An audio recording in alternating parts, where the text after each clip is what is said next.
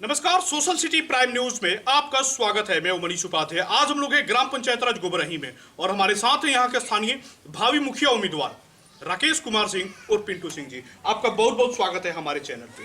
आपसे हम जानना चाहेंगे पंचायत की जो अभी जो स्थिति है, चूंकि हम खुद विजिट किए हैं इस पंचायत में, ना ही कहीं सड़क पे काम हुआ है, ना ही कोई नल जल का काम हुआ है और ना ही किसी नली गली का काम हुआ है। ये जो स्थिति जो बनी हुई है इतनी जर्जर और इतनी दयनीय है, मतलब हमारे भाषा में काफी गरीब स्थिति जो बनी हुई है पंचायत की, इसका जिम्मेवार आप किसको मानते हैं? जिम्मेवार हम क्या, आप भी समझ सकते हैं कि इसका जिम्मेवार कौन।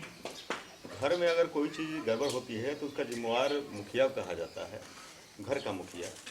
अच्छा भी होता है तो मुखिया को ही दिया जाता है। तो पंचायत स्तर पर अगर हमारी ये स्थिति है तो उसका जिम्मेवार भी तो मुखिया ही होगा। पंचायत का व्यवस्था ही इस कारण किया कि निचले स्तर तक हर काम सुदृढ़ ढंग से हो। पंचायती राज व्यवस्था ही इसके लिए बनी थी।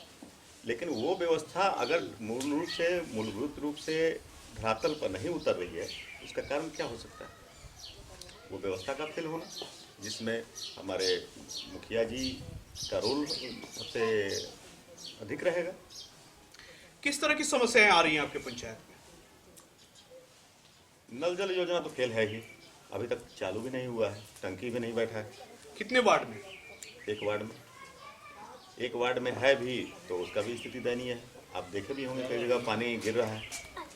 हमको कहना क्या पड़ेगा, ये तो आप स्वयं विजिट करके देख सकते हैं। दूसरा चीज़ है कि कई व्यवस्थाएं नली गली योजना में भी उसी तरीका का स्थिति है। आप यहाँ रहिएगा तब तो आप सरकार की दी हुई योजनाओं का भरपूर फायदा उठाइएगा। सरकार कितनी तरह की योजनाएं देती हैं, उसको धरातल पर उतार नहीं पाने का जिम्मेवार होगा कौन? सरकार भी कहती है कि मुखिया होगा, हम लोग भी समझते हैं कि मुखिया होगा, तो मुखिया है। कौन सा योजना है जो यहाँ सफल है? जो व्यवस्थाएं जो है, जो काफ़ी गरीब तरह का व्यवस्था है, काफ़ी जर्जर व्यवस्था है आपके पंचायत में, चाहे वो नली गली की व्यवस्था हो, नल जल की व्यवस्था हो, शौचालय की जो व्यवस्था है। तो इस तरह की जो चीज़ें हैं, जो पंचायत लेवल का जो काम होना चाहिए, जब यहाँ के स्थानीय मुखिया जो हैं वो यहाँ पे नहीं रहते हैं, कहीं और रहते हैं, तो कैसे इस चीज़ों को मैनेज हो पाता है और यहाँ के लोगों का विकास कैसे होता है? लोग उसमें करेंगे क्या? लोग अपने आप को संतुष्ट कर लिए हैं उसी तरीका से, जो आता है अब उससे अपना दुखड़ा रोते हैं सिर्फ। और क्या करेंगे? वो मुखिया जी नहीं करेंगे तो क्या करे यहाँ के पब्लिक, आम जनता तो अपने काम में बिजी है। उसको नल जल नहीं मिला तो विकास नहीं हुआ, तो जैसे पुराने ढर्रा पर चल रहा था उसी ढर्रा पर आज भी चल रहा है। नली नहीं है जहाँ मन वहाँ पानी गिर रहा है। उसके कारण कई समस्याएं, एक समस्या से कई समस्याएं उत्पन्न हो रही हैं। अब नली जो है जनरल फील्ड में गिर रहा है तो पानी का जल जमा हुआ तो मच्छर हुआ तो मलेरिया हुआ। अब सरकार का स्वास्थ्य व्यवस्था उसमें फेल कर जाएगा। फिर एक समस्या कई समस्या को जन्म देते चली जा रही है। सरकार का तो भरपूर ध्यान है, लेकिन उस व्यवस्था को यहाँ उतारने का काम तो निचले स्तर पर तो मुखिया का ही है। वो नहीं कर रहे हैं तो फेलियर कहा जाएगा। जैसे सरकार का ये घोषणा भी है और सरकार ने ये फैसला लिया है कि जिस भी पंचायत में और जिस भी वार्ड में नल जल का काम और नली गली ये काम पूरा नहीं हुआ है, वहाँ के स्थानीय मुखिया या वार्ड सदस्य चुनाव नहीं लड़ेंगे। तो इस तरह की जो समस्याएं आ रही हैं, तब तो लगभग काफ़ी स्थिति बहुत ही गंभीर होते जा रहा है। ठीक है, वो नहीं लड़ेंगे। सरकार का जब नियम है, नियम बना दे सरकार, उस पर अमल कर दे तो कुछ तो डर लोगों में समाएगा कि काम तो करना होगा। और साथ साथ हमारे समाज को भी जागृत होना होगा। समाज भी लास्ट स्थिति में बढ़ जाता है जातीयता में और कुछ पैसा लेकर वोट देने वाले में। तो वो स्थिति कुछ समाज को अपने आप सुधारना होगा, ये सरकार नहीं सुधारेगी। लोग अपने आप जागरूक हो, लोग शिक्षित बने। शिक्षित करने का काम भी हम ही लोग का है ना। जो मुखिया हो वही काम कर देखेंगे ना कि किस तरीका से व्यवस्था को करें कि आगे भविष्य में हमारा समाज उन्नत हो। आपकी शिक्षा दीक्षा कहाँ से हुई है? मेरी शिक्षा दीक्षा तो पटना से है। हाई स्कूल मैं BN कॉलेजिएट पटना से किया। उसके बाद ISc BSc chemistry honours Patna AN college. उसके बाद MA मैंने किया श्रम एवं समाज कल्याण से, वो भी AN कॉलेज से। उसके बाद मैं नौकरी में था, यहाँ आया। कौन सी नौकरी में थे आप? मैं मेडिकल रिप्रेजेंटेटिव के पद पर था एक फार्मा कंपनी में। तो अभी पंचायत में आके पंचायत के लोगों का सेवा या गांव के लोगों का या समाज का सेवा करने का ध्यान कैसे आया आपको? देखिए, समाज कल्याण से एमए करने के साथ ही मेरे दिमाग में उस समय से ही था कि समाज कल्याण करना है, क्योंकि मैं अपना जो थेसिस जो लिखा था वो श्रम पर था, लेबर एंड ट्रेड यूनियन पर था। वो मैं बोकारो स्टील प्लांट में जाके वहाँ के लेबर का स्थिति को देखते हुए मैंने लिखा था। मैं खुद देखा था कि क्या होता है दिक्कत। उस समय से ही मेरे दिमाग में था कि समाज कल्याण के लिए कुछ करते रहना, और हमेशा मैंने किया भी। आज से 2-3 साल पहले आँख का पटना में जो कैंप लगता है उस कैंप को यहाँ ला के लगवाया, और कई लोगों का निःशुल्क मोतियाबिंद का ऑपरेशन जो सरकार के द्वारा ही होता है, उसका फायदा यहाँ के लोग नहीं उठा पा रहे थे, वो मैंने यहाँ तक लाया हुआ। कई बार डॉक्टर लोगों का कैंप लगवाया।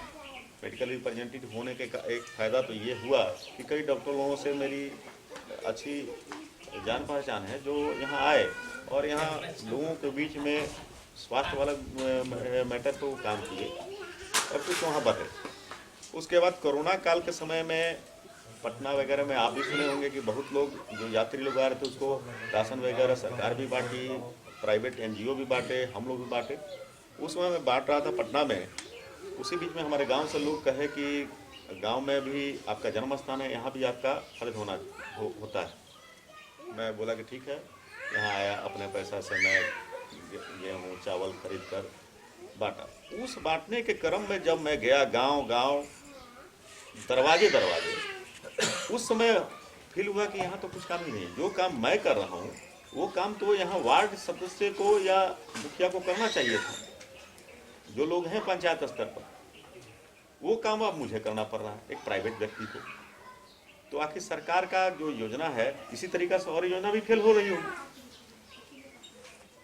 उसी में कुछ लोग बोले कि आप हमेशा कुछ करते ही रहते हैं, तो आप डायरेक्ट पद पे आइए, करिए। हमको भी लगा कि हाँ, पढ़ाई तो मैंने समाज कल्याण से किया था और मौका मिल रहा है तो करना चाहिए। उसके बाद से लगातार मैं क्षेत्र में आ गया, कई बार छुट्टी ले लेकर। अभी जैसे कि है, अभी मैं छुट्टी लेके ही मैं काम में हूँ यहाँ पे। तो फिर पंचायत चुनाव, मान लीजिए कि पंचायत चुनाव जीतने के बाद फिर आप कहीं नौकरी ज्वाइन कर लें और फिर घर को छोड़ के प्लान करते हैं, फिर कैसे होगा? ये कैसे संभव हो सकता है? बाकी लोगों ने जैसे किया है, ये संभव ही नहीं होगा। ये संभव, उस चीज को छोड़कर मैं आ रहा हूँ, इसी मुद्दा को मैं उठा रहा हूँ, तो मैं भी वही काम कैसे करूंगा? मैं संतुष्ट था, अभी भी पैसा था ही, पैसा कमा ही रहा हूँ। पैसा कमाना ध्येय रहता तो इस बार आपके चुनाव का मुख्य एजेंडा क्या होगा? किस एजेंडे पे चुनाव लड़ेंगे आप? आदर्श पंचायत। आप मेरा पोस्टर जहाँ भी देखे होंगे स्पष्ट रूप से लिखा हुआ है, एक ही लक्ष्य, आदर्श पंचायत। आदर्श पंचायत हो जाने के बाद सीधा सीधी ये होगा कि जितनी भी सरकार की योजनाएं आती हैं, चाहे वो नल जल योजना हो, मनरेगा हो, या राशन वाला व्यवस्था हो, या इंदिरा वाला हो, इंदिरा आवास वाला, जिसको अब प्रधानमंत्री आवास योजना बोला जा रहा है, वो योजना हो, या मोटिवेट किया जाता है शौचालय योजना, उसका प्रोत्साहन राशि, वो राशि हो। प्रोत्साहन राशि देने का सरकार का एक ध्येय था। ठीक है, 12,000 15,000 में नहीं बनेगा, लेकिन एक व्यक्ति को अगर 12,000 रुपया मिलता है लैट्रिन बनाने का, तो बगल वाला लोग प्रोत्साहित होगा ही ना। सरकार का ध्येय था, लेकिन आप इस योजना को भी स्टॉप कर रहे हैं, तो वो शौचालय स्वच्छ भारत मिशन भी कहाँ से कंप्लीट होगा? आप ही उसको फेल कर दे रहे हैं। लेकिन आदर्श ग्राम पंचायत तो काफी कोसों दूर है आपके पंचायत से, क्योंकि यहाँ पे अभी चलने के लिए सड़क नहीं हो, जहाँ पे जाने के लिए शौचालय नहीं हो, इस तरह के गांव के लिए और इस तरह के पंचायत के लिए इतनी बड़ी सपना कुछ ज्यादा नहीं हो रहा है। देखिए, जब हर चीज हो तो काम करने में मजा नहीं आता। जब कुछ नहीं हो तब काम करके दिखाइए तो होगा कि कुछ किया। आखिर मैंने पढ़ाई की क्यों? पटना से पढ़ाई है, शिक्षा दीक्षा है, अच्छे घर से हूँ, सब चीज़ व्यवस्था मैंने देखा है, नज़दीक से खेत में भी रहता हूँ मैं। तो कोई बहुत बड़ा काम थोड़े है। सरकार तो योजना बनाती ही है, सरकार फंड देती ही है, उसको हमको सिर्फ धरातल पर ला देना है, निस्वार्थ रूप से। स्वार्थ को उसको परे रखना होगा हमको। आपके चुनाव जीतने के बाद प्राथमिकता क्या होगी? क्या क्या प्राथमिकताएं होंगी? प्रथम प्राथमिकता क्या होगी आपके चुनाव? प्रथम प्राथमिकता होगा शिक्षा और स्वास्थ्य।